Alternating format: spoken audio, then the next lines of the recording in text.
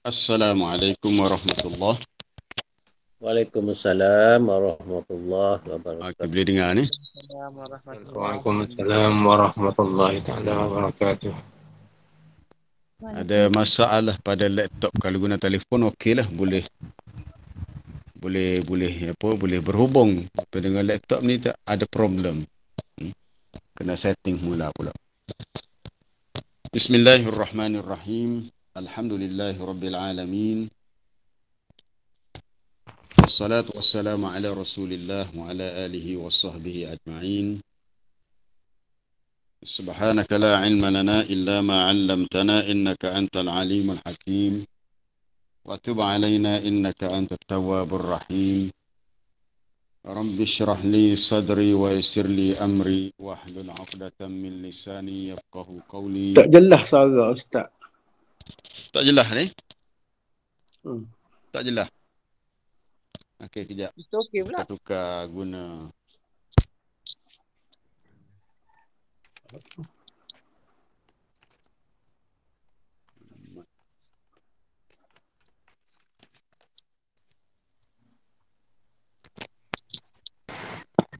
Dah ni Ustaz, dia dah ni.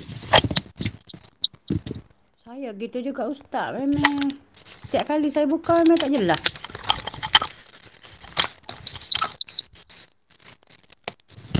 Tak kena kecek darah sikit kot.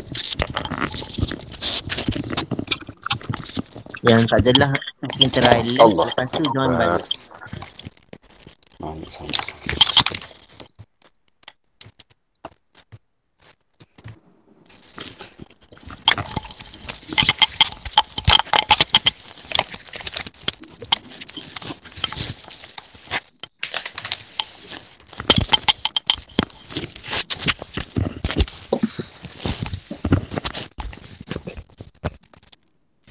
Baik, tes. Boleh dengar? Boleh. Boleh dengar? Boleh. Boleh. InsyaAllah boleh.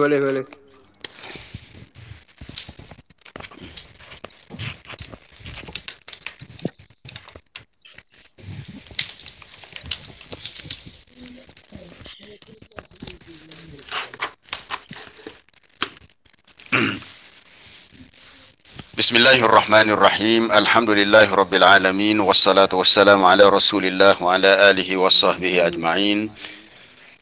Subhanaka la ilma lana illa ma 'allamtana innaka antal alimul hakim wa tub 'alaina innaka antat tawwabur rahim.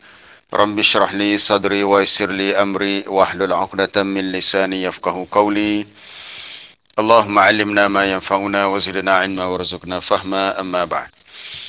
Muslimin dan muslimat, para jemaah, sahabat-sahabat yang dikasihi, hari ini hari Isnin 28 Jun 2021 bersamaan dengan 17 Zulkaidah 1442. Alhamdulillah, untuk hari ini kita masih berpeluang untuk meneruskan program tadabbur Quran kita, iaitu untuk ayat yang ke-6 hari ini dari surah At-Tahrim. Jadi sebelum ni, untuk ayat pertama hingga ayat kelima kita dah bincang berhubung dengan apa yang berlaku dalam rumah tangga Nabi SAW. Kemudian secara khusus teguran kepada dua orang isteri Nabi, itu Hafsah dan Aisyah radhiyallahu anhuma, atas apa yang berlaku. Kemudian Allah Ta'ala menyuruh mereka bertaubat, kerana itu yang lebih baik bagi mereka. Kemudian kita nak baca ini ayat ke-6, iaitu perintah untuk kita sama-sama menjaga diri dan keluarga kita daripada azab neraka Allah di akhirat nanti, yang sangat menakutkan dan menggeronkan. Jadi kita bacalah untuk ayat ni. A'udzu billahi minasy syaithanir rajim.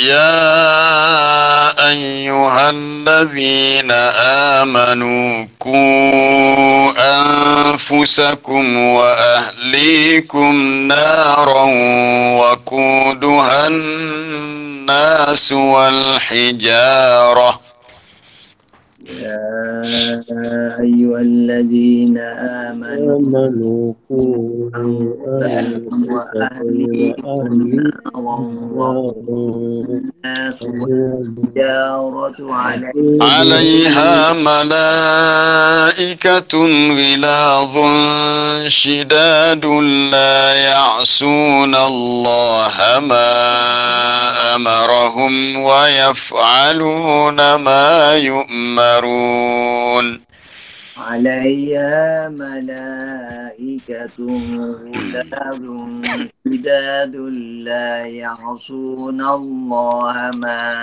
أمرهم ويفعلون ما يؤمرون يا أيها الذين كفروا لا تعتذروا اليوم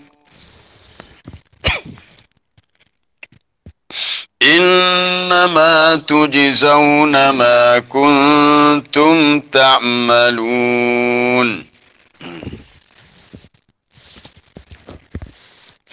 يا أيها الذين آمنوا wahai orang-orang yang beriman Qu anfusakum, peliharalah diri kamu, wa ahlikum dan ahli keluarga kamu, naron, daripada azab api neraka di akhirat nantilah. Yang mana waquduhan nasu wal hijarah, yang mana bahan bakarnya, bahan nyalaan neraka itu adalah manusia dan batu-batu. Maksud batu di sini adalah batu berhala yang disembah oleh orang-orang musyrik di dunia. Alaiha malaikatun ghilazun, yang mana neraka itu dijaga dan dikawal oleh para malaikat yang kasar, yang keras. Mereka itu bersifat syidad. Dari segi tafsiran, ghilazun merujuk kepada ghilazul khalqi, sifat kejadiannya yang besar, yang gagah. Begitu juga dengan at-tibai, tabiatnya yang juga bengis dan kasar, ini terhadap orang-orang kafir dan neraka lah. Syidad, dan yang sangat aqwiyaul badan, kuat badannya untuk al-af'al asyadidah, untuk tugasan atau kerja-kerja yang juga keras. Ini Allah Ta'ala ciptakan begitu sifat malaikat yang menjaga neraka. Mereka itu la ya'sun Allah. Para malaikat yang menjaga neraka itu tidaklah menderhakai akan Allah dalam segala yang diperintahkan. Wa yaf'aluna ma yu'marun, dan mereka tetap melakukan segala yang diperintahkan. Kemudian ayat yang ke-7. Ya ayyuhallazina kafaru, wahai orang-orang yang kafir, la ta'tazirul yaum, janganlah kamu menyatakan alasan ataupun apa-apa dalih keuzuran, berikan keuzuran, minta ampun, minta nak kembali ke dunia, kerana sudah terlambat. Orang kata nasi sudah menjadi bubur, maknanya peluang untuk balik ke dunia untuk bertaubat tu dah tak ada dah. Innama tujzauna ma kuntum ta'malun, bahwasanya kamu dibalas dengan balasan mengikut apa yang kamu kerjakan, apa yang kamu lakukan di dunia.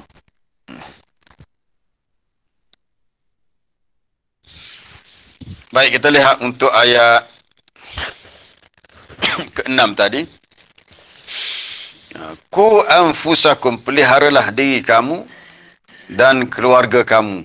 Allah Ta'ala suruh kita pelihara diri kita, juga keluarga kita. Biasa dalam doa kita baca Rabbana atina fid dunya hasanah wa fil akhirati hasanah, akhir itu wa qina azaban nar.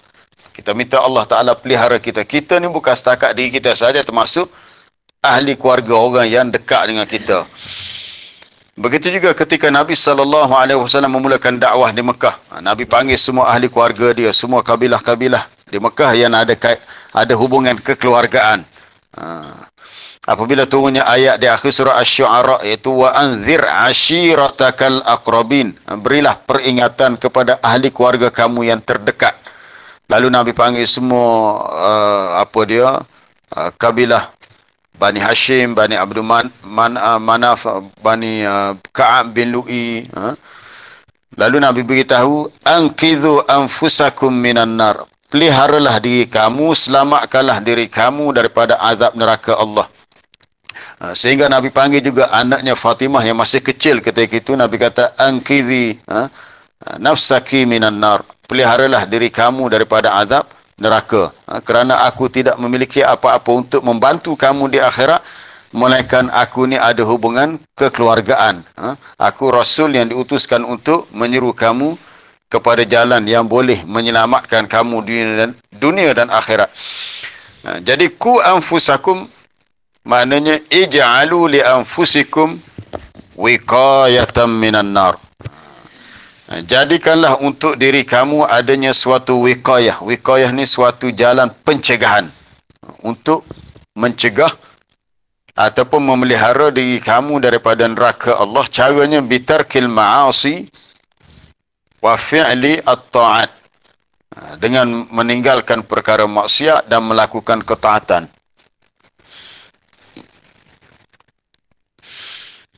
Wahmalu ahlikum, dan bawalah keluarga kamu ataupun bawalah mereka dengan cara itu bin nushi wa ta'dib, dengan cara beri nasihat, dengan cara diperadabkan.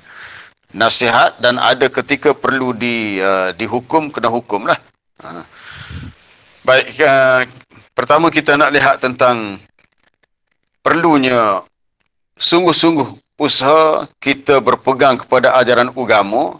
Cara nak pelihara diri dan keluarga daripada azab neraka itu caranya adalah menitik beratkan perintah-perintah agama, khususnya dalam hal yang berkaitan dengan urusan akidah, keimanan kita. Kita melihat ketika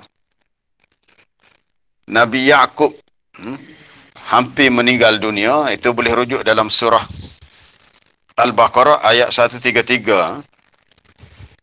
Betapa Nabi Yaqub masa nak meninggal pun dia masih pesan kepada anak-anak dia. Am kuntum syuhada, adakah kamu semua menjadi saksi ataupun kamu melihat ketika hadara Yaqub al-maut, ketika Nabi Yaqub didatangi kematian, lalu masa tu dia panggil anak-anak dia, dia kata iz qala li banihi, ketika dia berkata kepada anak-anaknya, ma ta'buduna min ba'di, apa yang kamu sembah, apa yang kamu akan sembah selepas aku sudah mati. Maknanya dia dah nak meninggal dunia, dia masih fikir apa yang akan berlaku kepada nasib anak dia selepas ni. Adakah mereka ni orang yang terus berpegang dengan agama yang benar ini, ataupun mereka akan jadi sesat? Lalu mereka berkata, qalu na'budu ilahaka wa ilaha abaika Ibrahim wa Ismail wa Ishaq ilahan wahida wa nahnu lahu muslimun. Kami tetap akan beribadat, akan menyembah Tuhan yang kamu beriman dengannya. Maksudnya beriman dengan Allah Ta'ala, kerana dia jugalah Tuhan bagi bapa-bapa kami sebelum ini, Nabi Ibrahim, Ismail, Ishaq, kerana dialah ilahan wahida, Tuhan yang satu. Ini maknanya hal yang berkaitan dengan akidah itu, usaha untuk terus hidup dengan tunduk kepada perintah Allah. Kemudian kita melihat yang kedua, contoh yang kedua, itu yang pertama dalam suratul Luqman. Bagaimana Luqmanul Hakim. Luqmanul Hakim ni kisah ni berlaku zaman Nabi Daud. Tak silap ikut riwayat, kalau baca dalam tafsir, zaman Nabi Daud. Dia ni Luqmanul Hakim bukan seorang nabi. Pendapat yang kuat mengatakan dia seorang lelaki yang saleh, yang masyhur kisahnya sehingga disebut dalam Quran, dan nama surah tu suratul Luqman. Wa idh qala Luqmanu libnihi, ingatlah ketika Luqman berkata kepada anaknya, wa huwa ya'idhuhu, ketika dia memberi nasihat kepada anaknya, ya bunayya la tusyrik billah, wahai anakku, jangan kamu mensyirikkan Allah, jangan kamu menyekutukan Allah. Bukan setakat dalam urusan akidah, termasuk dalam urusan ibadat. Janganlah dilakukan syirik itu, jangan disekutukan Allah. Maksudnya janganlah satu ketika kamu beribadat kepada Allah, satu ketika yang lain kamu memohon beribadat kepada yang lain, berlakunya syirik. Itu dipesan oleh Luqmanul Hakim kepada anaknya, supaya dia dan anaknya selamat daripada azab api neraka Allah. Iaitu menjaga akidah tauhid. Nombor satu tu menjaga akidah tauhid. Kemudian kita lihat contoh yang ketiga di akhir surah Luqman, di akhir surah Taha, di akhir surah Taha ayat 132. Ayat 132 yang berbunyi wa'mur ahlaka bis salati wastabir 'alaiha. Dan perintahkanlah kepada ahli keluarga kamu dengan menunaikan solat. Dan suruhlah mereka bersabar untuk menunaikannya.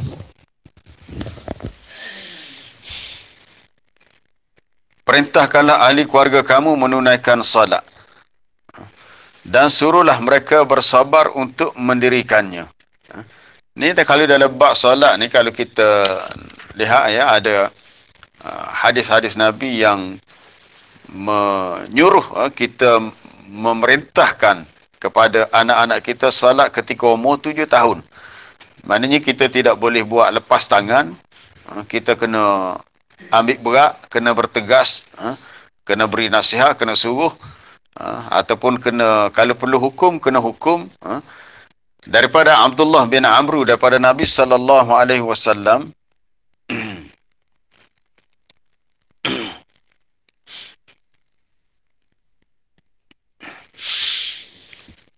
muru auladakum, muru abna'akum bis salati lisab'in. Suruhlah anak-anak kamu dengan salat ketika mereka berumur 7 tahun. Suruh ni mana suruh dalam keadaan sudah diajar ataupun sudah dilatih dengan salat. Jadi suruh supaya mereka salat. Maknanya ibu bapa pun kena salat jugalah. Wadribuhum 'alaiha, dan perlulah mereka dipukul ketika umur 10 tahun ni kalau mereka engkar ataupun susah untuk salat. Maksud pukul di sini menunjukkan rasa marah, bukanlah pukul sampai mencederakan, pukul untuk mendidik. Dan ketika umur 10 tahun jugalah wa farriqu bainahum fil madaji', hendaklah dipisahkan tempat tidur. Itu untuk anak lelaki dengan anak perempuan tak boleh tidur di tempat yang sama ketika umur 10 tahun. Jadi yang pertama Nabi pesan muru abna'akum ataupun muru auladakum, suruh anak-anak kamu dengan mendirikan salat. Walaupun umur 7 tahun tu biasanya ialah umur 7 tahun belum balik lagi, masih kecil lagi, tapi perlu dilatih. Perlu dilatih, dibiasakan. Sama ada anak lelaki atau anak perempuan. Kalau dalam bab menutup aurat bagi anak perempuan, walaupun mungkin umur baru 7 tahun, 8 tahun, tapi kita dah biasakan dia dengan pakaian yang sopan, dengan menutup aurat, supaya dia boleh membiasakan diri dengan cara sebegitu bila dia sudah meningkat dewasa.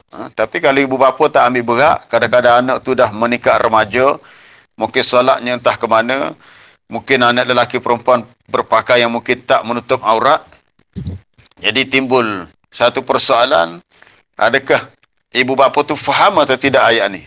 Ayat ni suruh ku anfusakum wa ahlikum, peliharalah diri kamu dan juga keluarga kamu. Jangan fikir diri kamu sahaja, juga keluarga kamu. Iaitu dengan apa tadi? Bitarkil ma'asi wa fi'lit ta'at, dengan meninggalkan perkara maksiat dan melakukan ketaatan kepada Allah. Baik, untuk ayat apa tadi 132 dalam surah Taha,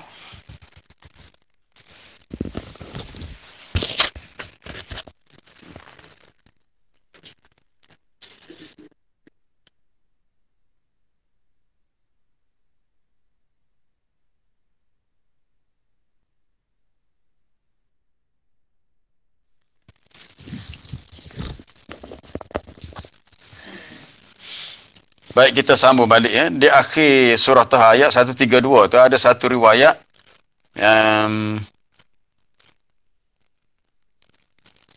yang dikemukakan oleh ulama tafsir dalam tafsiran ayat ni.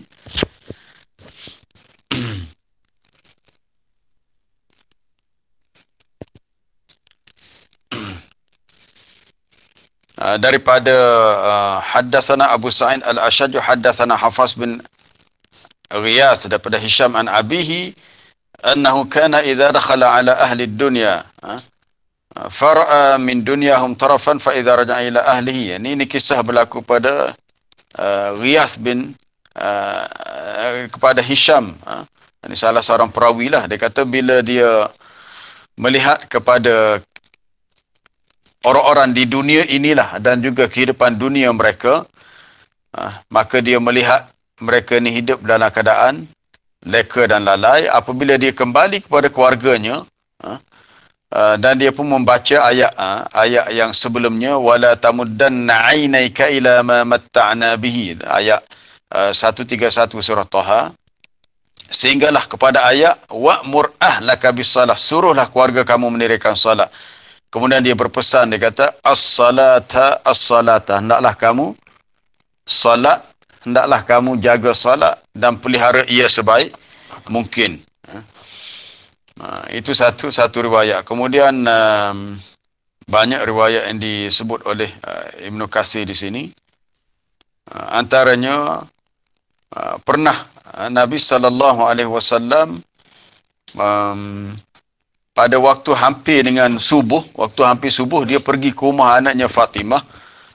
Fatimah ni isteri kepada Sayyidina Ali. Kemudian Nabi mengetuk pintu maknanya untuk mereka tu bangun awal. Nabi kata ala tusalliyani, kamu tak salat ke? Adakah kamu tak salat ke? Kemudian Ali jawab macam mana? Dia kata, ya Rasulullah, anfusuna biyadillah. Jiwa kita, diri kita ni berada di tangan Allah. Maksudnya kita ni Allah Ta'ala yang kawal, Allah Ta'ala yang jaga. Kalau dia nak jadikan kita ni boleh sedar, boleh bangun mudah untuk salat, kita bangunlah. Jadi maksudnya tak payahlah engkau susah payah mari rumah kita, ketuk pintu, gerak bangun ni. Kalau kita nak bangun, bangunlah. Maka jawapan itu sebenarnya mengecewakan Nabi. Nabi sebenarnya lebih ihtimam, ambil berat. Dia pun berlalu, Nabi pun pergi. Sebenarnya maksud solat di sini bukan solat fardu sebab tak subuh lagi. Maksud solat di sini adalah solat malam. Waktu hampir subuh Nabi pergi ketuk pintu ataupun dinding rumah anaknya Fatimah untuk membangunkan mereka supaya bangun awal lah untuk solat tahajud. Tapi bila Ali kata tak payah susah lah kita ni, kalau kita nak bangun, Tuhan nak gerak bangun, kita bangun juga. Lalu Nabi berlalu dan dia membaca ayat dalam surah Al-Kahfi, wa kana al-insanu aktsara syai'in jadala. Adalah manusia ni banyak pula bantahannya, debatnya. Orang kata gitu, dia kata gini. Itu kalau bahasa Kelantan gitulah. Orang oyak gitu, dia oyak gini. Jadi sebenarnya apa yang Nabi buat tu nak memudahkan mereka untuk bangun awal.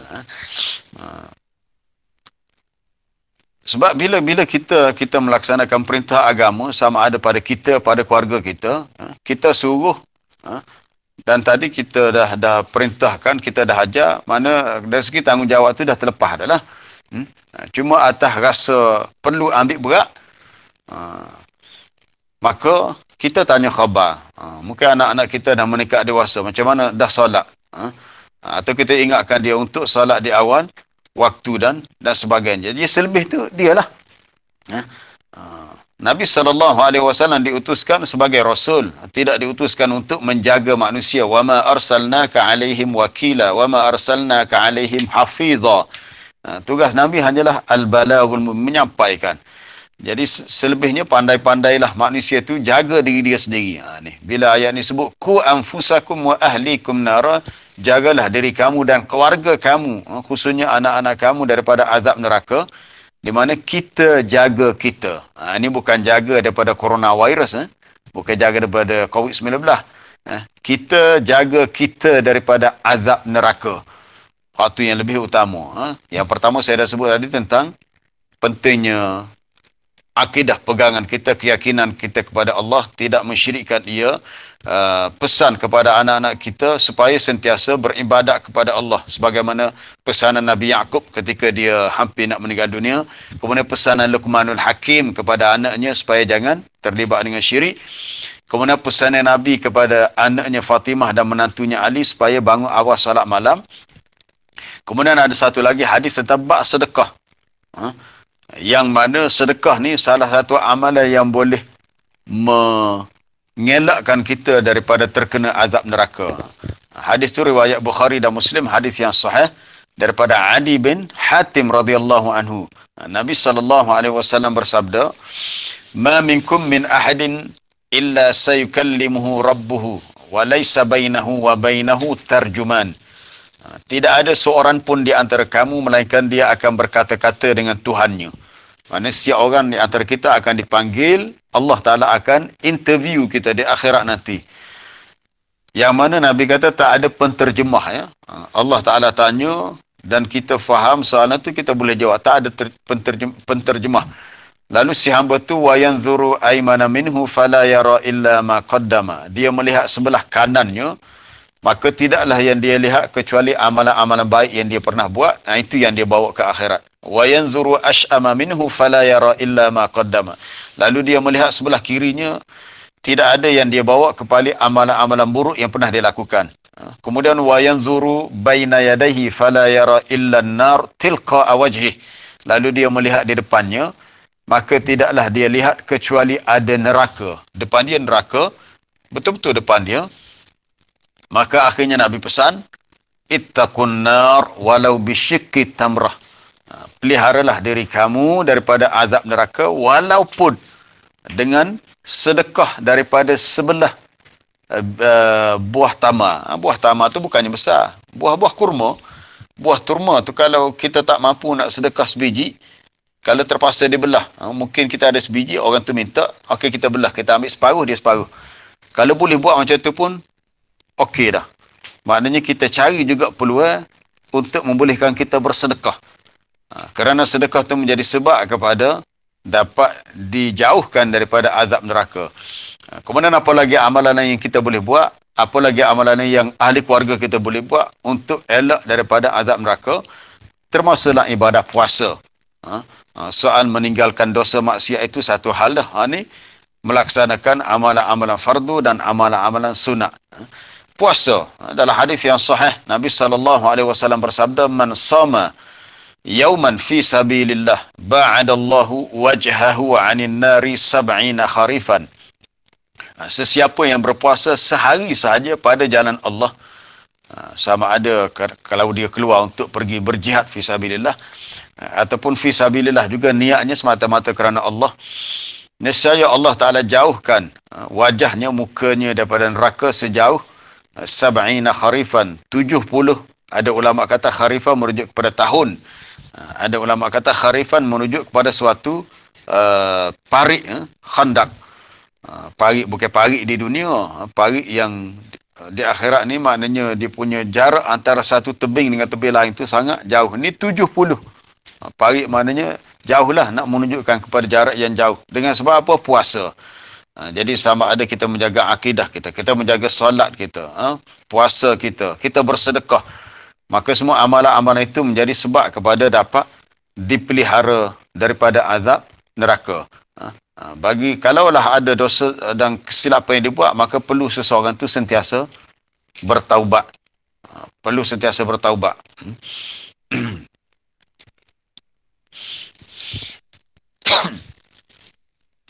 Para jemaah yang dirahmati Allah, perkara yang paling penting kita nak jaga keluarga kita adalah iman. Itu nombor satu sekali, iman. Menjaga iman. Cara nak jaga iman ialah menjaga perkara asas dalam agama, itu menjaga solat. Itu penting. Perkara asas. Kita rujuk kalau dalam surah Ar-Ra'du. Sebelum ni pun kita dah tengok dah dalam surah Ar-Ra'du yang berkenaan dengan sebahagian sifat ulul albab. Yang saya pernah tulis itu dalam grup kita, tajuk masuk syurga satu keluarga tu. Itu merujuk kepada ayat 19 hingga ayat 24 dalam surah Ar-Ra'du. Muka surat 252. Antara sifat ulul albab yang akhirnya mereka dapat masuk syurga satu keluarga dan selamat daripada azab neraka, mereka memenuhi janji dengan Allah. Mereka menghubungkan silaturrahim. Mereka takut kepada bukan setakat takut kepada Allah, takut kepada hisab yang buruk di akhirat nanti. Mereka orang yang sabar dalam mencari keredaan Allah. Sabar. Sabar ni maknanya kita kena, orang Kelantan kata kena kena habsun nafsi alal makruhi, kena tahan diri, kena tahan atas perkara yang kita tidak sukai. Walaupun terasa suka untuk berpuasa, kita cuba berpuasa. Walaupun suka untuk bangun awal, kita bangun juga. Mereka mendirikan salat. Ayat 22 surah Ar-Ra'du.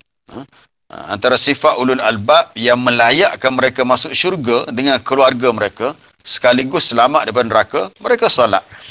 Wa anfaqu mimma razaqnahum, mereka nafkahkan, sedekahkan apa yang kami rezekikan, dan mereka menolak kejahatan yang manusia buat dengan melakukan kebaikan. Mereka itulah orang-orang yang mendapat balasan yang baik di akhirat, yang berupa jannatu adni yadkhulunaha, syurga adni yang mereka akan masukinya. Bukan setakat mereka, termasuklah waman salaha min abaihim wa azwajihim wa dzurriyyatihim, orang-orang yang soleh dari kalangan bapa, isteri-isteri dan zuriat mereka.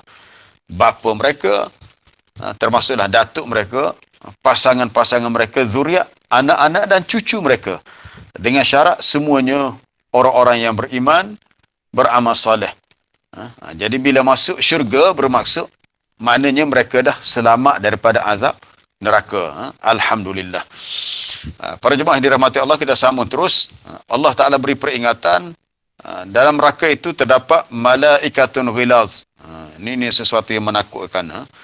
Adanya khazanatun minal malaikah. Malaikat pengawal. Neraka ni dia ada pengawal, iaitu yang berupa malaikat. Yang ghilaz, masuk ghilaz ni atba'hum, tabiat mereka tu kasar. Ghaliz ni yang tebal, yang kasar, ataupun kita kata yang bahasa kita bengis. Bengis, orang Kelantan kata backing. Backing, pongoh. Yang kasar, yang maknanya menakutkan. Kerana nuzi'at min qulubihim ar-rahmah. Telah dicabut daripada hati malaikat itu perasaan rahmat terhadap orang-orang kafir. Dia tak ada kasihan belah tu. Dia tak ada kasihan belah. Syidat lagi tegas dan keras. Contohnya apa dia? Biasa kita bacakan dalam surah Sejadah tu. Kullama aradu an yakhruju minha. Setiap kali orang kafir itu mahu keluar daripada neraka, u'idu fiha. Lalu mereka dikembalikan semula. U'idu maknanya ditarik kembalilah. Siapa yang tarik mereka? Itu malaikat. Kita kata, dah dia nak keluar apa daripada tengah-tengah neraka, lari ke tepi, malaikat tarik pula. Kerana malaikat itu sudah dijadikan baginya tak ada lagi rasa kasihan belas kepada penghuni neraka. Bahkan apabila orang-orang dalam neraka itu disebut dalam surah Ghafir, bila orang-orang neraka minta kepada malaikat yang jaga neraka, ud'u rabbakum yukhaffif 'anna, minta tolong, doa je ada. Kata ahli neraka, wahai malaikat yang jaga neraka, berdoalah kepada Tuhanmu, berdoalah kepada Allah supaya dia, doa ni mintalah. Dia kata, mintalah kepada Allah supaya kami dalam neraka ni diberi keringanan, diringankan azab yauman, sehari saja. Kami tak tahan dah diseksa sakit ni, kami nak rehat sehari saja. Apa jawab malaikat? Malaikat tanya, awalam taku ta'tikum rusulukum bil bayinat, tidakkah sudah datang rasul-rasul yang berdakwah mengajak kamu menjelaskan perkara yang benar ni? Lalu orang kafir terjawab, qalu bala. Ya, betul dah datang rasul-rasul. Lalu malaikat pun jawab balik, qalu fad'u. Kalau begitu kamu sendirilah yang berdoa, jangan minta kami yang memohon kepada Allah. Kamu sendiri minta kepada Allah. Tapi bila orang kafir minta, wa ma du'aul kafirina illa fi dalal, tidaklah permintaan orang-orang kafir itu kecuali sia-sia. Jadi maknanya malaikat tidak melayan atau tidak peduli permintaan mereka tu. Jadi setiap kali mereka nak keluar daripada neraka, mereka ditarik dengan kasar, dengan dahsyat. Kemudian kita melihat di akhir surah Al-Mu'minun juga gambaran tentang siksaan neraka juga. Apabila orang-orang kafir itu meminta kepada Allah untuk dikeluarkan daripada neraka, lalu Allah Ta'ala kata, ikhsa'u fiha, kamu duduk di sudi dan diam-diamlah. Mana tak perlu nak bercakap banyak. Wala tukallimu, jangan kamu bercakap dengan aku. Dan setiap malaikat itu dia telah ditugaskan untuk menjaga, mengawal neraka. Yang menyeksa, hak jaga-jaga. Kita kan biasa dah baca dalam surah Al-Mulk.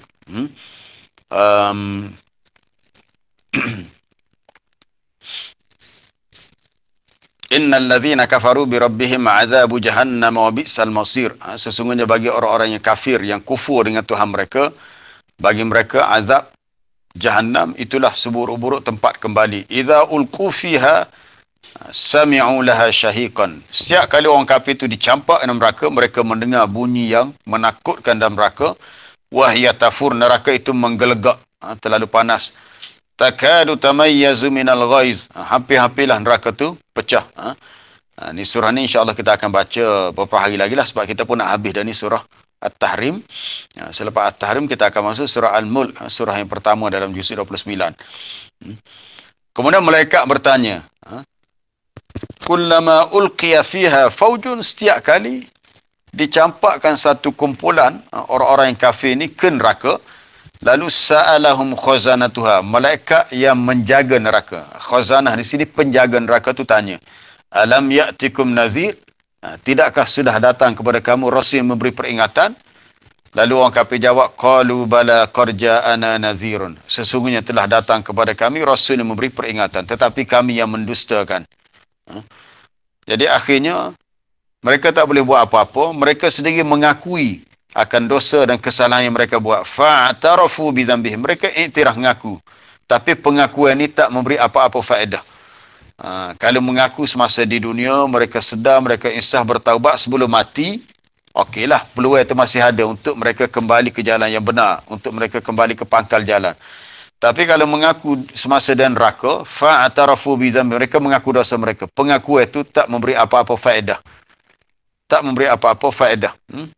Maka fasuh qalli ashabis sa'ir, maka binasalah atau dijauhkan ahli neraka itu daripada rahmat Allah. Kemudian sifat lain bagi para malaikat yang menjaga neraka ni, la ya'sunallah, mereka tidak menderhakai akan perintah-perintah Allah. Maksud menderhakai merujuk kepada perintah yang telah diberikan sebelum ini. La ya'suna, mana la ya'suna amrallah fil madi. Itu disebut dalam tafsirnya. Mereka tidak menderhakai perintah Allah yang lepas-lepas, yang telah diperintahkan sebelum ini, semuanya mereka laksanakan. Wa yaf'aluna ma yu'marun, dan mereka melaksanakan apa yang diperintahkan, itu merujuk kepada fil mustaqbal. Ada perintah yang akan datang esok, lusa dan seterusnya, mereka terus melakukannya.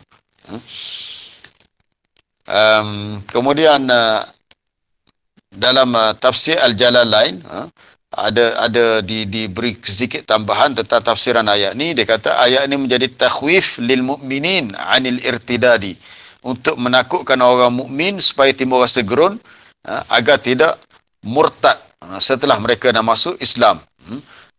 Ini suatu kerugian yang besar bagi orang yang dah memeluk Islam, kemudian mereka meninggalkan ajaran Islam, mereka akan menyesal selama-lamanya di akhirat. Ayat ini juga untuk menakutkan, menggerunkan orang-orang munafik yang mengaku beriman dengan lidah mereka, tetapi hati mereka tidak beriman.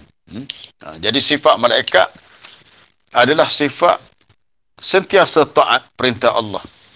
Sentiasa taat, bukan setakat sentiasa beribadat kepada Allah. Mereka sentiasa mentaati perintah Allah dengan sungguh-sungguh. Bahkan mereka sedikit pun tidak merasa sombong untuk melakukan ibadat kepada Allah. Maknanya tidak rasa payah dan berat diri. La yastakbiruna an ibadatihi. Mereka tidaklah bersikap sombong ataupun membesar diri. Itu disebut dalam ayat di di akhir surah Al-A'raf, innal ladzina 'inda rabbika la yastakbiruna 'an ibadatihi wa yusabbihunahu wa lahu yasjudun. Itu di akhir surah Al-A'raf. Sesungguhnya malaikat-malaikat yang hampir dengan Tuhan mereka itu tidaklah mereka sombong daripada beribadat kepadanya. Mereka sentiasa bertasbih memuji Allah dan mereka sujud kepada Allah. Itu sifat malaikat. Malaikat dia memang dah diciptakan begitu, menjadi makhluk yang taat kepada perintah Allah. Kerana malaikat ni dia tak ada nafsu, ya. Dia tak ada syahwat, dia tak ada keinginan nafsu, dia tak timbul saat nak makan, nak minum, nak berkahwin, tak ada. Malaikat ni dia tak ada lelaki perempuan. Dia tak ada keinginan untuk dia hidup berpasangan. Sebab malaikat ni dia tak ada sifat lelaki perempuan. Kena faham tu. Malaikat ni Allah Ta'ala ciptakan daripada cahaya. Dan yang menakjubkan bagi kita sebab dia boleh yatamassal, boleh bertukar rupa jadi manusia. Banyak kali malaikat Jibril dia datang jumpa Nabi dengan rupa yang sangat baik, super elok, seperti seorang sahabat yang disebut namanya Dihyah bin Khalifah Al-Kalbi, Dihyatul Kalbi. Dia rupa yang baik. Dia seorang Dihyah ni seorang sahabat yang kita kata handsome, yang kacak. Jadi malaikat Jibril kalau mari rupa dia macam Dihyah. Tapi bila dia pergi, dia akan bertukar kembali rupanya, rupa asal menjadi malaikat dalam bentuk cahaya. Tapi yang penting untuk kita faham, mereka ni tidak menderhakai perintah Allah sekali-kali. Kemudian kita lihat ayat yang terakhir untuk kita bincang hari ini. Ya ayyuhallazina kafaru, wahai orang-orang yang kafir, kamu tidak perlu untuk minta sebarang keuzuran. La ta'tazirul yam, tak payah beri apa-apa alasan untuk menyatakan kenapa kami masuk neraka. Kami tak tahu apa-apa. Kami tak boleh beri alasan. Ketika dimasukkan orang kafir ke neraka pada hari kiamat, lalu dikatakan kepada mereka, la ta'taziru, ini la yuqbal minkum al-uzr. Tidak diterima sebarang keuzuran. Uzur ni mana? Alasan. Nak beri apa alasan? Tak payahlah. Allah Ta'ala dah tahu semuanya. Apa-apa sahaja yang mereka nak cakap, Allah Ta'ala dah tahu. Jadi kata-kata ini menjadi ta'isan lahum wa qita'an li'atma'ihim. Menyebabkan mereka jadi putus harapan, putus asa. Orang kata jadi frah nungging. Frah nungging ni nunggingnya apa? Minta nak royak gini, tak ada terima. Sebab semuanya sudah diketahui. Jadi perlulah kita faham semasa kita hidup di dunia. Dunia ni adalah dar jihad wa amal salih. Dunia ni tempat untuk kita berjuang. Berjuang untuk melaksanakan perintah Allah. Sebab kita manusia ni kita ada nafsu. Kalau ikut nafsu, kita tak nak bangun pagi-pagi, solat subuh. Lepas tu, kalau ada kuliah, nak dengar kuliah, kita lebih suka untuk relax. Dengar radio ke, tengok TV ke, tengok rancang hiburan ke. Maka itu perlu kepada jihad. Allah Ta'ala suruh kita belajar. Nabi suruh kita menuntut ilmu. Maka kita belajarlah. Kita disuruh beramal. Maka kita beramal lah. Sebab perlu kepada jihad. Perjuangan untuk melaksanakan perintah Allah. Dan melakukan amalan yang salih. Adapun di akhirat nanti, ia adalah dar mukir wa jaza. Tempat untuk kita menetap dan menerima balasan. Di akhirat saya rasa tak ada dah nak solat, nak sedekah, nak puasa, tak perlu dah. Segala amalan tu kita lakukan di dunia. Maka ulama menyebut ad-dunya mazra'atul akhirah. Dunia adalah ladang bagi akhirat. Tempat kita nak bercucuk tanam, nak tanam apa dia, sayur ke, pokok padi ke, buah-buahan ke. Kita tanamlah apa saja. Hasilnya bukan di sini tapi di akhirat. Maksud sayur, padi, buah apa tadi, itu kiasan kepada banyaknya jenis amalan-amalan kita. Ada amalan wajib, ada amalan sunat, ada puasa wajib, puasa sunat, sedekah wajib, sedekah sunat, solat wajib, solat sunat. Begitu juga kalau kita bercucuk tanam, kita ada tanah kebun yang luas, kita tanam pokok paruh, tanam pokok rambutan, tanam pokok apa dia lagi, macam-macam pokok kita tanam, sayur pun kita tanam, sebab kita nak dapatkan semua hasil di akhirat nanti. Buah pun kita boleh makan, nasi pun kita boleh makan, sayur pun ada, kerana di dunia berbagai amalan kita buat. Zikir pun ada, selawat pun ada, baca Quran pun ada, menuntut ilmu pun ada, solat pun ada. Begitulah perbandingannya. Dunia adalah ladang akhirat. Apabila dilakukan usaha bercucuk tanam dengan amalan soleh, maka itulah mahasada, apa yang dia akan tuai. Manusia akan tuai, dapat hasil atas apa mafa'ala, apa yang dia buat. Adapun di akhirat nanti, nak beri sebarang alasan, nak beri dalih, nak bertaubat, la yufidani, tak berfaedah kedua-dua. Alasan tu dan taubat tu tak diterima dah. Maka rugilah orang-orang yang membiarkan kehidupan dunia ini berlalu tanpa diisi dengan pengisian yang sepatutnya. Itulah kalau kita nak fikir kadang-kadang, khususnya kalau kami dan jemaah yang tinggal dekat dengan Masjid Aman. Masjid Aman ini dekat dengan kawasan dipanggil Taman Kenangan. Sesiapa yang mai Kota Baru jalan hospital, daripada jalan hospital kita nak pergi ke Cabang Pak Cerai ke Panji. Taman Kenangan ni semua orang tahu kawasan yang di situ ramai perumahan yang non-Muslim lah. Orang Melayu ni belakang tu banyaknya. Depan ni kebanyakan rumah tu rumah untuk orang Cina yang bukan Islam lah. Kadang-kadang kita pun terfikir ya, ruginya mereka hidup begini, lepas tu mereka mati kalau tidak Islam ruginya. Dan kadang-kadang kita pun rasa macam bersalah sebab tak ada peluang untuk kita mendekati bagi kita sampaikan. Dan kita pun tahu masjid kita, Masjid Aman ni, depan masjid tu, rumah tu adalah rumah orang-orang bukan Islam. Yang setiap hari mereka mendengar azan. Adalah tidak mungkin kalau mereka tak tahu apa-apa tentang agama Islam. Mustahil. Kalau mereka tak tahu tentang Islam. Padahal setiap hari mereka mendengar azan. Bahkan mereka mendengar juga kuliah-kuliah yang disampaikan di situ. Mendengar juga solat yang ditunaikan di situ. Lalu mereka buat alasan di akhirat, oh kami tak tahu. Maka alasan itu tak diterima. Kerana mereka sudah diberi akal untuk berfikir. Sudah sampai pendakwah yang sampaikan agama ni. Kenapa mereka tidak gunakan peluang hidup di dunia yang begitu lama untuk mereka berubah menjadi orang yang beriman, orang yang baik Islamnya yang beramal. Jadi sebagai penutup kita ada 10 minit lagi. Saya nak para jemaah buka surah Fatir. Surah Fatir ni surah ke-35 sebelum surah Yasin. Surah Yasin surah yang ke-36. Surah Fatir ni surah yang ke-35. Pada muka surat 438. Sebab kita nak kaitkan dengan ayat kita baca hari ini. Ayat yang ketujuh adalah surah Tahrim ni. Orang-orang kafir akan menyesal di akhirat dan tak akan diterima sebarang alasan mereka. Baik, buka muka surat 438, surah Fatir dalam juzuk 22. Bermula ayat 36. Wallazina kafaru lahum naru jahannam la yuqda alaihim fayamutu wa la yukhaffafu anhum min azabiha kadzalika najzi kulla kafur. Dan orang-orang yang kafir, bagi mereka di akhirat nanti naru jahannam, azab neraka jahannam.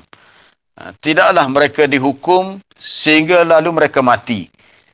Maksudnya dalam neraka ni sakit setara mana pun tak mati dah. Sakit tetap sakit tapi tak mati. Berbeza dengan di dunia. Dunia ni kalau bila sakit sangat sampai kepada mati lah. Tapi di akhirat tak mati. Sakit saja, sakit-sakit tak mati. Wala yukhaffafu anhum, dan tidak diringankan bagi mereka azab. Demikianlah kami memberi balasan kepada setiap orang yang kufur. Wa hum yastarikhuna fiha, dan mereka itu berteriak menjerit dalam neraka. Apa kata mereka? Rabbana akhrijna na'mal salihan. Wahai Tuhan kami, keluarkan kami daripada neraka ni. Kami mahu melakukan amalan yang salih. Orang kafir ni nak kembali ke dunia, nak buat amalan salih, maknanya mereka nak menjadi orang yang beriman. Sebab iman itu amalan salih. Kami nak beriman, kami nak tunaikan salat sebagaimana orang Islam yang lain. Kami juga nak menjadi seorang mukmin yang salih, yang baik. Ghairal ladzi kunna na'mal, tidak sama dengan amalan yang telah kami buat dulu, amalan yang buruk. Allah Ta'ala tanya, awalam nu'ammirkum, tidakkah kami sudah beri umur yang panjang kepada kamu? Kalau bahasa Kelantan kak, mudik hidup lama atas luar, gapo dia? Tak ada mikir kak. Tuhan bagi umur 70 tahun, 80 tahun. Hak umur tu lah, hak macam ada umur 40 tahun, 30 tahun. Awalam nu'ammirkum, tidakkah kami sudah beri umur yang panjang kepada kamu? Yang tempoh selama hidup tu, ma yatadhakkaru fihi man tadhakkar, cukup dah untuk memberi peringatan kepada sesiapa yang mahu ingat. Maknanya kalau mikir, nak insaf, nak sedar, nak berubah, lebih daripada sedar dah. Tapi kalau setara tu tak khabar-khabar lagi, tak insaf juga, tak sedar juga, itu silap kamu lah. Umur yang panjang tu kenapa tak digunakan untuk kamu berubah menjadi orang yang baik? Padahal waja'akumun nazir, telah datang kepada kamu rasul yang beri peringatan. Fazuku, maka rasailah azab ini. Fama lidzalimina min nasir, maka tidak ada sebarang penolong bagi orang-orang yang zalim. Mereka merayu supaya boleh keluar daripada neraka, tapi rayuan mereka itu sia-sia. Subhanallah, kita pun rasa sedih. Sebab rugi. Kita pula tupai sedih sebab macam kita tak, ini hidayah ni milik Allah, tapi sebab manusia tu dah memilih begitu, itu salah dia lah. Mereka menyesal di akhirat. Mereka juga disebut orang-orang yang mujrim. Biasa kalau dalam surah As-Sajadah tu, walau tara idzil mujrimuna nakisu ru'usihim 'inda rabbihim. Kalau engkau melihat ya Muhammad ketika orang-orang yang bersalah itu, mujrim ni secara khususnya orang-orang kafir lah, juga termasuk orang-orang Islam yang banyak dosanya. Mereka itu dalam keadaan takut dan menyesal. Nakisu ru'usihim, mereka menundukkan kepala mereka dengan berkata, wahai Tuhan kami, hari ini kami sudah absarna wa sami'na farji'na na'mal salihan. Kami dah lihat, kami dah dengar, maka kembalikan kami ini ke dunia sebab kami nak melakukan amalan soleh. Inna muqinun, kerana kami dah benar-benar yakin. Tapi keyakinan di sini keyakinan yang sia-sia, tak memberi apa-apa faedah. Walaupun mereka dah melihat azab neraka, dah merasainya, mereka tak boleh buat apa-apa dah. Dalam hadis riwayat Imam Tirmizi, kalau kita baca tentang sifatun nar, ada tajuk tentang sifat-sifat neraka, Nabi SAW beritahu, menyesalnya ahli neraka sehingga mereka menangis habis air mata.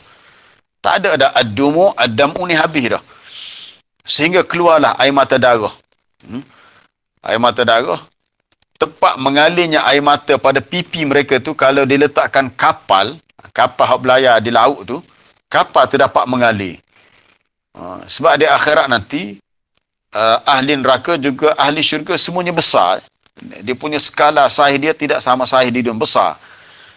Kalau setara kapal yang berlayar di laut tu letak atas pipi muka mereka tu, kapal tu boleh berlayar. Nak royak banyaknya air mata darah yang keluar sebab menyesal.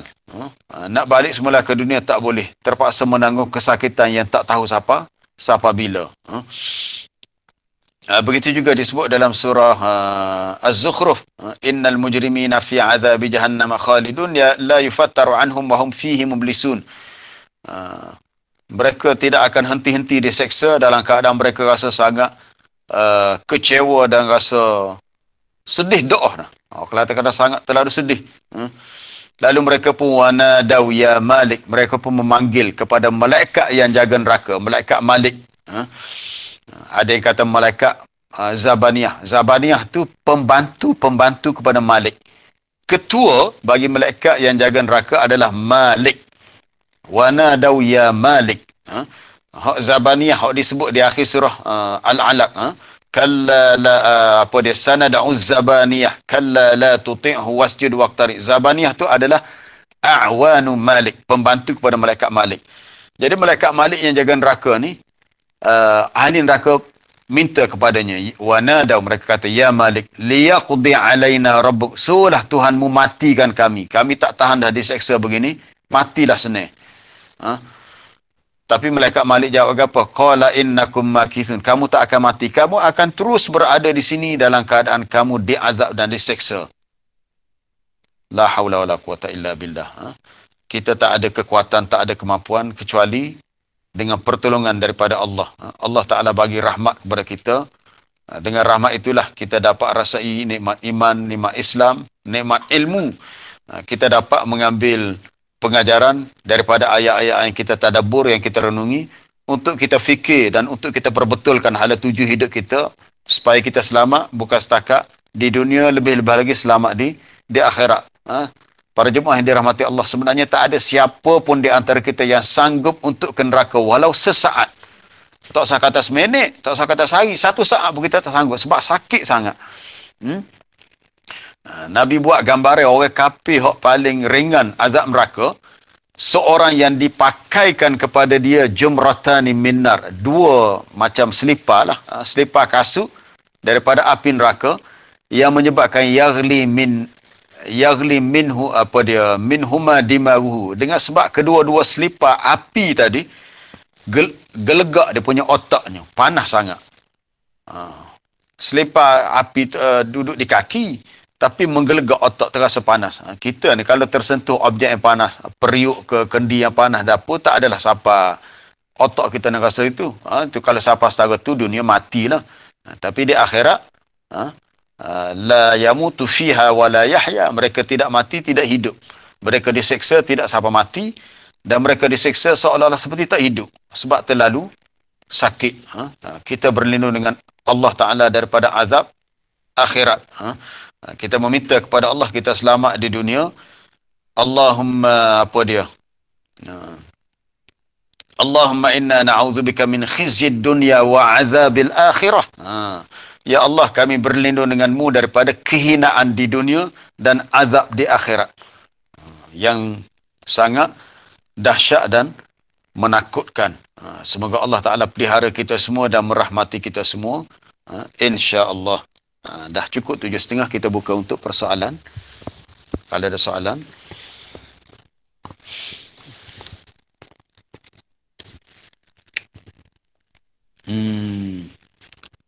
Saya tak dapat nak buka soalan bertulis ni sebab hari ni tak guna laptop. Ada masalah, tak boleh connection. Untuk wifi okey, bila guna telefon okey, bila laptop tak dapat, kena setting mula. Jadi ada soalan, Arif tadi tanya apa beza istabir dengan isbir. Yang saya tahunya kalau isbir perintah sabar yang biasa, tapi kalau istabir ni perintah untuk sabar dengan lebih bersungguh-sungguh atas satu perkara yang lebih besar. Contohnya dalam bab salat tadi, wa'mur ahlaka bis salati wastabir, suruhlah mereka sabar sungguh-sungguh untuk melaksanakan satu perintah yang besar, itu perintah salat. Begitu juga ayat di akhir surah Ali Imran, ya ayyuhalladzina amanu sabiru wasabiru, wahai orang-orang yang beriman, bersabarlah. Itu secara umum. Wasabiru, dan hendaklah kamu saling mengingatkan dengan sabiru, mana musabarah, satu sama lain kena sabar. Sebab sabar-sabar ni satu perkara yang besar dalam hidup kita. Sebab itulah ada ayat yang berbunyi wal asri innal insana lafi khusr illa alladhina amanu wa amilus salihat wa tawassaw bil haqqi wa tawassaw bis sabr. Akhir sekali itu. Mereka berpesan-pesan dengan kesabaran. Termasuklah kena sabar sungguh-sungguh dalam mendirikan salat. Jadi istabir ni untuk sabar dalam perkara yang lebih besar perintahnya. Soalan bertulis yang lain tu nanti kita respon lain kali, tak, sebab bukan dalam laptop, dalam telefon. Ya, ada soalan lisan. Kita ada sekitar 10 minit lagi kalau ada soalan lisan. Ya, tak apa, dengar sikit cikgu. Gini. Tak ada apa gini, Sat. Aku ahli kau ni, kepada ahli ni dia partner kepada ketua keluarga dah. Jadi kalau situasi anak ni juru, ibu bapa ni tak juru, ya adakah dia khitab kepada anak ni juga untuk jaga keluarga? Wallahu a'lam, Ustaz. Ya. Betul lah, secara siakul ayah tu bila diperintahkan untuk jaga diri dan keluarga, merujuk kepada ketua keluarga lah, sebab biasanya begitu keluarga, sebab ketua keluarga menjadi contoh kepada yang lebih kecil. Tapi kalau dalam bentuk tiba-tiba mak ayah ni tak solat, katakanlah tidak menunaikan solat, mengabaikan perintah agama, anak dia pula jadi baik juru, Kelantan kata anak pula juru haji ke masjid, adakah menjadi kewajipan anak dia untuk dakwah ayah dia? Itulah sebaiknya. Itulah sebabnya dalam konteks keluarga. Kita melihat contohnya dalam kisah dakwah Nabi Ibrahim. Nabi Ibrahim diutuskan oleh Allah untuk berdakwah kepada kaumnya, tapi oleh kerana ayah dia sendiri, bapa Nabi Ibrahim itu tidak beriman, maka Nabi Ibrahim berdakwah kepada ayah dia. Tak ada pula dia ambil sikap dia dakwah untuk orang lain dan dia membiarkan ayah. Tak, dia juga berdakwah kepada ayah dia. Tapi ayahnya menolak dakwahnya. Jadi sama ada anak ataupun sesiapa, maka untuk sesama ahli keluarga adanya saling tegur menegur, nasihat menasihati tentang perintah-perintah agama, untuk melaksanakan perintah agama. Kalau ada sesuatu yang tak kena, maka kita tegur, kita nasihat secara berhikmah lah. Kalau dia buat silap tu, yalah, kalau kita tegur depan ramai, nanti dia akan rasa malu. Kita mungkin nasihat dia dengan cara tidak diketahui oleh orang lain ketika nasihat tu dibuat.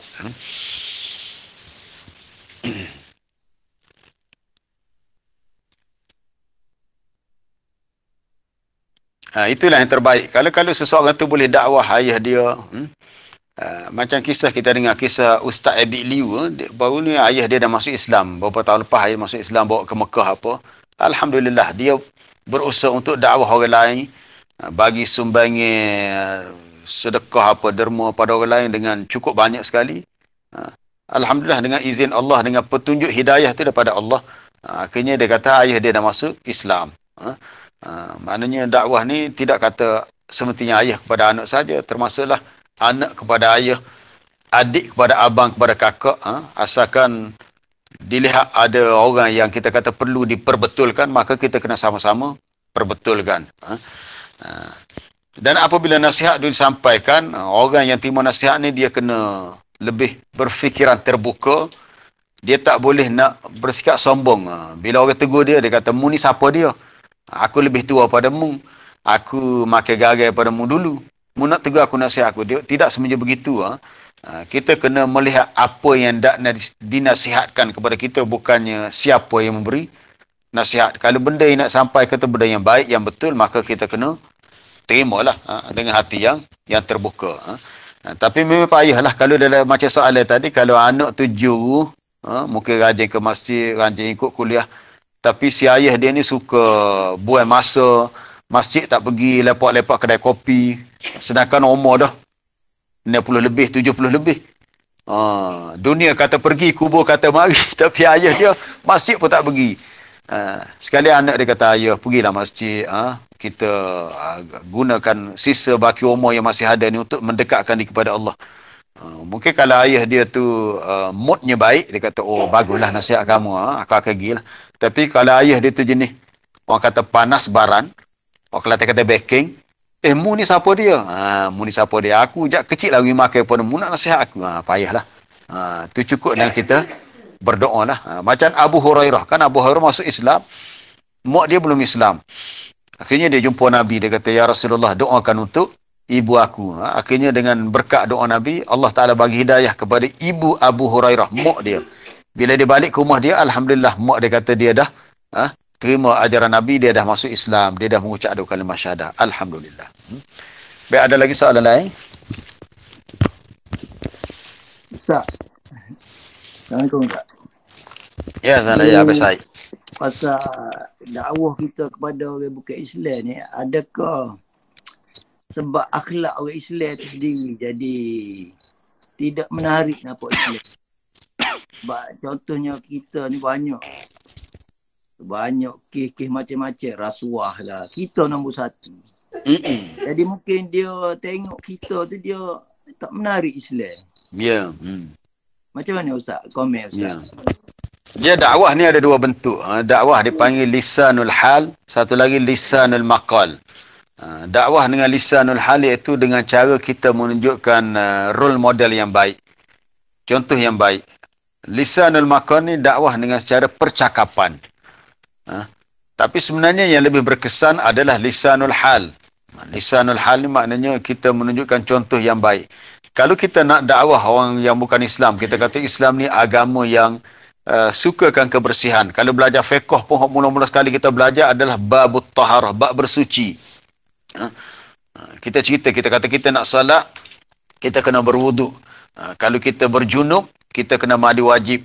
Kalau badan kita tak bersih, kita kena mandi. Banyak lagi lah. Kita kena potong kuku sebagainya. Kalau kita nak cakap begitu, nanti dia orang kata, ya. Dia kata, Dia kata, tapi dia kata depan rumah orang Islam sekali paling tak bersih, sampah bertimbun-timbun contohnya. Buang sampah merata-rata contohnya. Dia kata orang Islam sendiri pun nak buang sampah, letak sampah tu atas bonet kereta.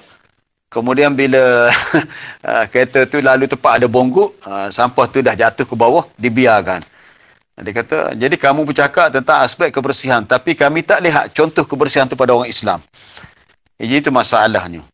Yang menyebabkan mungkin lebih payah. Kecuali kalau kita menggunakan pendekatan yang lain. Kita kata itu sikap orang Islam, bukan ajaran Islam. Kalau orang Islam yang sebenar, yang ikut ajaran Islam yang sebenar, mereka akan menjadi seorang Muslim yang sangat baiklah. Tapi masalah yang berlaku ialah yang kita lihat adalah sifat Islam tu tidak ada 100% pada majoriti orang Islam. Bila kita dengar ada kes ragut, kes curi pecah rumah, memalukan bila tengok penjenayah yang ditangkap tu adalah orang Melayu Islam. Jadi kita nak tunjukkan contoh yang baik, payahlah. Kemudian ada juga orang Islam terlibat dengan aktiviti jadi something, contohnya gangster. Kalau hak terlibat tu orang bukan Islam, tu lain cerita lah. Tapi masalah orang Islam sendiri terlibat dengan aktiviti yang sangat bukan sahaja bercanggah dengan undang-undang negara, bahkan sangat-sangat bercanggah dengan ajaran agama, dengan hukum hakam agama. Jadi itu yang menjadi kesukaran untuk kita dakwah. Tapi insya-Allah kalau kena cara kita terangkan ajaran Islam begini. Ni sikap ni masalah perangai orang itu sendiri, maka mereka boleh bezakan. Cuma hak kita lihat dari segi aktiviti dakwah tu tak meluas. Dakwah kita hanyalah dakwah untuk menyampaikan ilmu agama kepada orang Islam sendiri. Tapi dakwah dalam bentuk nak ajak orang Islam kenal Islam, faham Islam, jaga berlaku. Walaupun secara terbukanya mesej Islam tu dah sampai. Mesej Islam tu dah sampai, mereka tahu.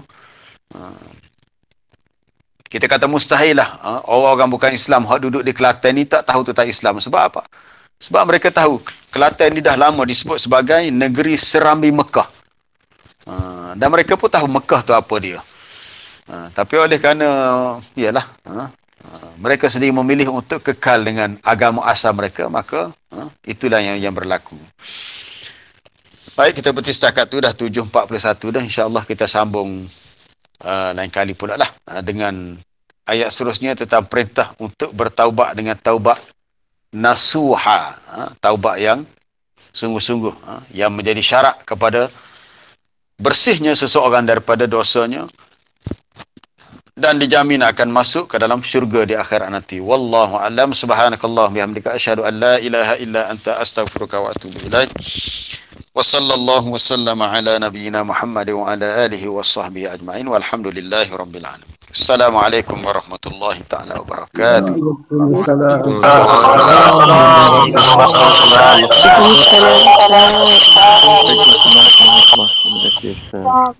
Terima kasih Ustaz. Syukran. Terima kasih Ustaz. Assalamualaikum. Terima kasih Ustaz. Assalamualaikum. Assalamualaikum. Salam. Terima kasih Ustaz. Terima kasih Ustaz. Assalamualaikum. Salam. Terima kasih Ustaz. Assalamualaikum warahmatullahi wabarakatuh. Assalamualaikum Ustaz. Jazakallah khairan katsira.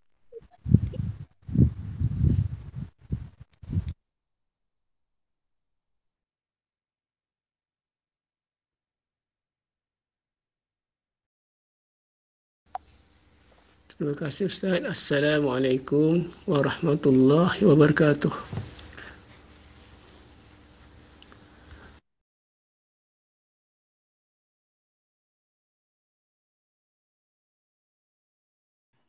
Barakallahu fiik Ustaz. Jazakallah khair.